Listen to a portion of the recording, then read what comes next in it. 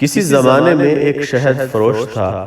وہ شہد بھی بیچتا تھا اور اپنی شیریں کلامی کے شہد سے لوگوں کا منظور نظر تھا۔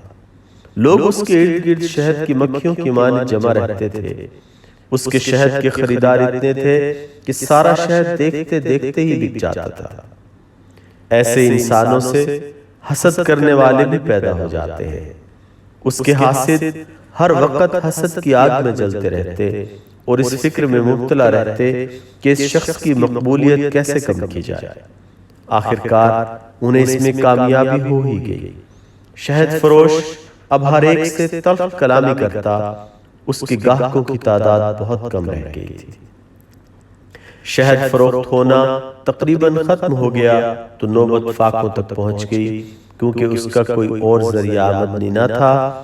ایک دن اس نے بیوی سے کہا، مجھے یوں لگتا ہے جیسے خدا ہم سے ناراض ہو گیا ہے، جس کی وجہ سے ہمارا رزق تنگ ہو گیا ہے۔ بیوی نے جواب دیا، نہیں، یہ بات نہیں ہے، خدا ناراض نہیں ہوا، تمہارے اخلاق اور رویے میں تبدیلی آ گئی ہے۔ تمہاری باتوں کی مٹھاس میں اب تلخ کلامی کا زہر شامل ہو گیا ہے۔ وہ حسن اخلاق جس سے تم لوگوں کے دل جیت لیا کرتے تھے، وہ کہیں گم ہو گیا ہے۔ جب تک تم شیریں کلام رہے، لوگ ساری دکانیں چھوڑ کر تم سے شہد خریدنے آتے تھے۔ اب تمہاری کڑوی باتوں کی وجہ سے کوئی بھی تم سے شہد خریدنے نہیں آتا۔ میں تو یہ کہوں گی کہ وہی لوگ جو کبھی تم سے محبت کرتے تھے، اب تم سے نفرت کرنے لگے ہیں۔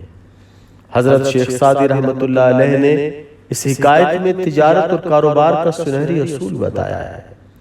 شہد فروش کے حسن اخلاق سے اس کا کاروبار خوب چلتا تھا، اور جو ہی اس کے رویے میں گفتگو میں تبدیلی آئی، لوگ اس سے دور ہوتے گئے، یہاں تک کہ اس کا کاروبار ٹھپ ہو گیا۔